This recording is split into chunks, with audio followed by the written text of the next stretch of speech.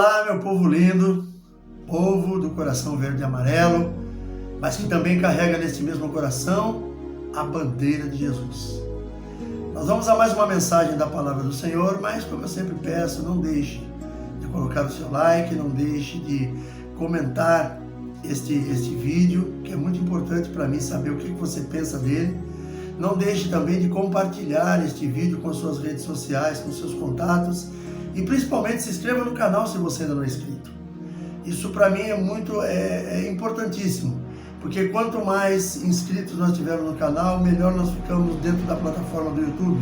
E aí nós vamos poder alcançar muito mais pessoas. O objetivo deste vídeo, o objetivo desse canal é semear a santa palavra de Deus. É o único objetivo que nós temos. E você fazendo isso, você vai estar colaborando com o canal. Nós vamos agora a mensagem da palavra do Senhor. Se você tiver de posse da sua Bíblia, abra comigo para me acompanhar no livro de 1 João, capítulo 5, nós vamos ler a partir do verso 8.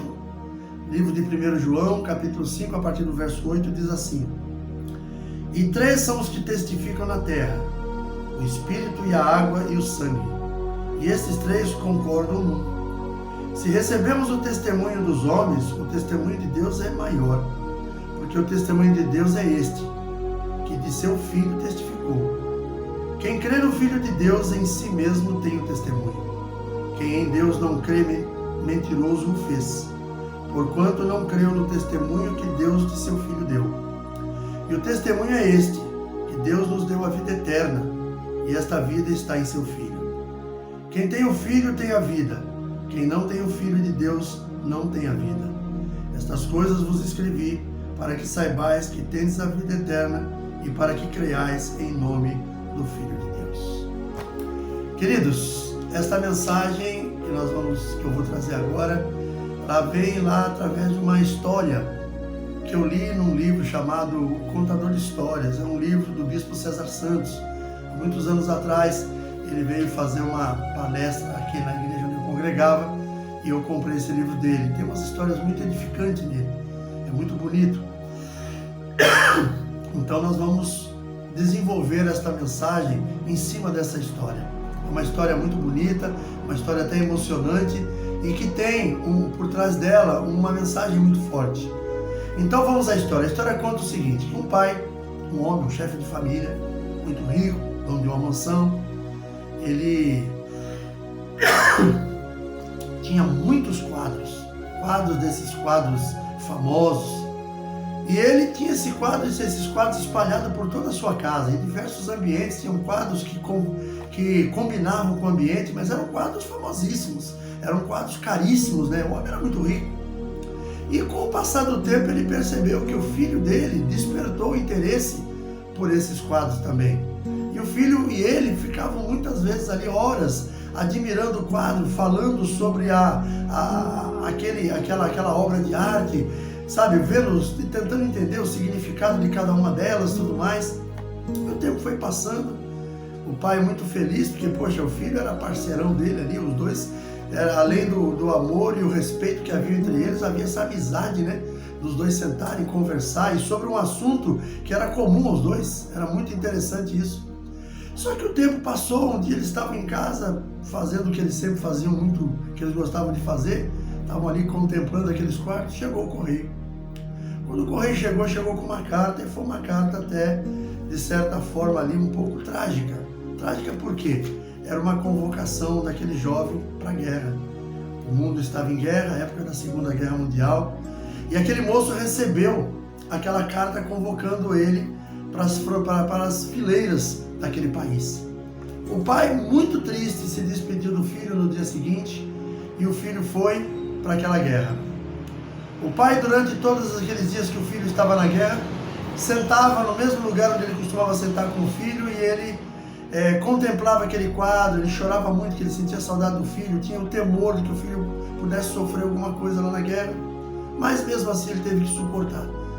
Lá na guerra, aquele moço conheceu um rapaz que se tornou muito amigo dele. Aquele rapaz era um excelente desenhista, desenhava muito bem. Um dia, ele olhando para aquele jovem, filho daquele homem que era o dono das esculturas, ele falou assim: deixa eu fazer o teu retrato aqui desenhado. E o rapaz se postou de modelo e ele fez aquele desenho, muito bem feito, por sinal, estava dentro dos guardados dele. Naquele momento eles saíram por ordem de um comandante, foram para uma frente de batalha, e lá no momento daquele calor da guerra, tiro para todo lado, teve uma hora que uma pessoa veio na direção daquele jovem desenhista e foi atirar nele. Aquele outro rapaz, que era muito amigo dele, acabou tentando intervir naquela ação e acabou sendo atingido. Ele foi atingido por uma bala fatal e aquele jovem veio a morrer. Quando chegou a notícia na casa do seu pai ficou muito triste. O homem ficou desolado. Infelizmente, nós sabemos que uma guerra gera muito disso, né? E passado um tempo, aquele moço veio de volta para o país e telefonou para aquele senhor e foi até ele para cumprimentá-lo. Aquele senhor o recebeu muito bem, porque soube que era amigo do seu filho e tal. E no meio daqueles cumprimentos, aquele tempo, um momento até mesmo de tristeza, mesmo com o tempo que ele estava conhecendo alguém, ele entregou para aquele senhor uma foto, uma pintura que ele próprio tinha feito do filho daquele homem. Aí aquele homem olhou aquela pintura, viu que estava muito bem feita, por sinal. Falou: poxa, você desenha muito bem. Ele falou: eu fiz isso aqui um dia lá no batalhão, nós estávamos de folga, e eu, muito amigo do seu filho, eu fiz isso aqui, então eu queria deixar com o senhor.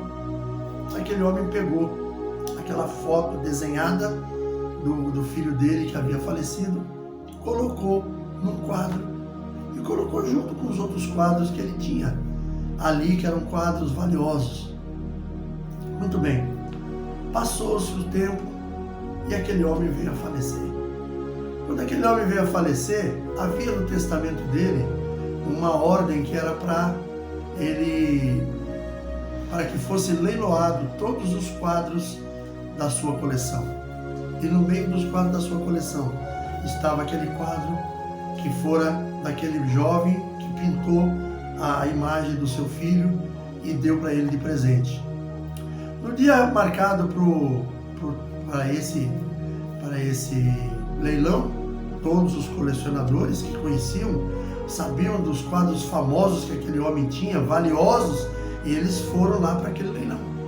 Na hora do leilão, aquele leiloeiro pegou o primeiro quadro e colocou ali para que todos pudessem contemplar, e era justamente o quadro daquele moço que aquele moço havia desenhado, que era a foto do filho daquele homem que havia falecido, o dono daquela coleção.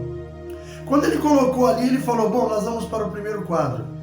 Quanto me dão por este quadro? Quando ele falou isso, um dos que estavam ali levantou e falou: peraí, tira esse negócio daí, não é aí atrás disso que eu vim.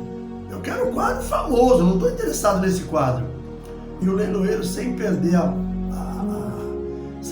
ali o momento que ele estava vivendo ali do leilão, ele falou: vou perguntar mais uma vez, quanto me dão por este quadro? Aí um outro reclamou de lá: tira esse quadro daí, esse quadro não nos interessa. E ele continua insistindo e falando: quanto me dão por este quadro? E as pessoas nada, ninguém oferecia um centavo, só diziam: tira esse quadro daí, não é este o quadro que nós queremos.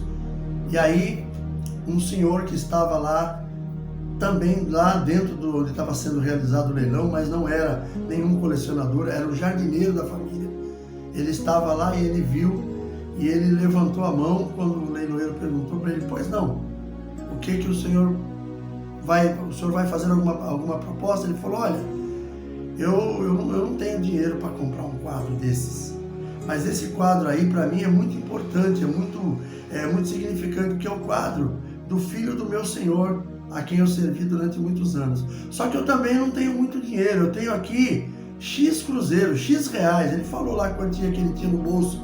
E aí o homem perguntou para ele: você vai dar isso como oferta? Ele falou: dou. Vou chutar aqui um valor. O cara tinha 50 reais no bolso. Ele falou: eu tenho aqui 50 reais. Se eu puder dar como oferta, como primeira oferta, eu dou. Aí ele perguntou: mais alguém tem uma oferta para dar? E alguém gritou: tira logo esse quadro daí, vende logo para ele e vamos começar a leiloar os quadros que realmente interessam. Aí ele falou: não é nenhuma oferta, dou-lhe uma, dou-lhe duas, dou-lhe três, vendido ao senhor ali no fundo por R$50. O senhor pode vir pegar o seu quadro. E nisso aquele homem fechou aquele livro, virou para aquelas pessoas e falou para eles: o leilão está encerrado. Aí aqueles homens ficaram nervosos. Como está encerrado? Só leiloou esse primeiro quadro que não tem valor nenhum. Agora eu quero ver leiloado os quadros que são realmente importantes. Aquele leiloeiro falou: olha, eu não falei nada para vocês porque era um pedido de sigilo do dono dos quadros. Primeiramente deveria ser leiloado o quadro do seu filho. E aquele que comprasse o quadro do seu filho ganharia os outros quadros todos como herança. E aí aqueles homens ficaram frustrados com tudo aquilo. O que eu quero dizer com isso? O que essa história quer nos contar? No livro de Mateus, capítulo 13, no verso 44, diz assim: o reino dos céus é semelhante a um tesouro escondido no campo. E aquele que encontra aquele tesouro, ele vai fazer qualquer tipo de coisa necessária para adquirir aquele tesouro, para comprar aquele campo, para poder usar, para poder ser dono daquele tesouro.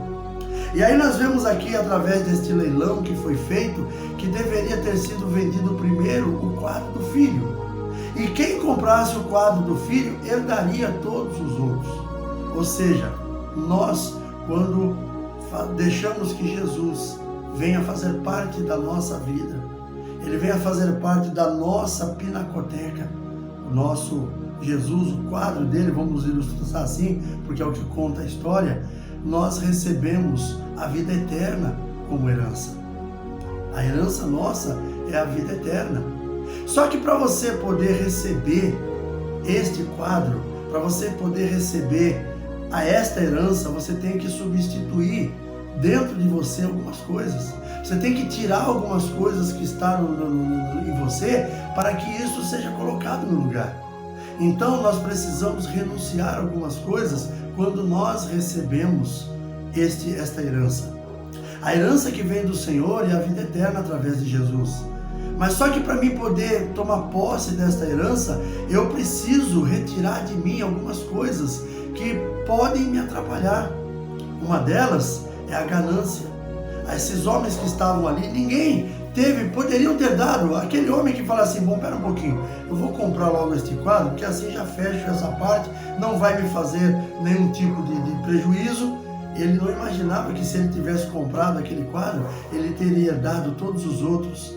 Aí eu falo para você que está me ouvindo, quando você aceita Jesus como o Senhor da sua vida, se rende a Ele, você recebe uma herança, e esta herança é a vida eterna. Esta herança é uma herança que não tem preço, é uma herança impagável, que homem nenhum consegue pagar por você, é só você mesmo que consegue receber isso aí através de você tomar a decisão de seguir a Jesus. Quando você toma essa decisão, a tua vida começa a mudar. Aí sim, virão os momentos de renúncia, virão os momentos em que você vai ter que se desfazer de algumas coisas. O problema é que muita gente, às vezes, não querem se desfazer das coisas deste mundo. As pessoas querem a herança do Senhor, mas não querem o Senhor da herança.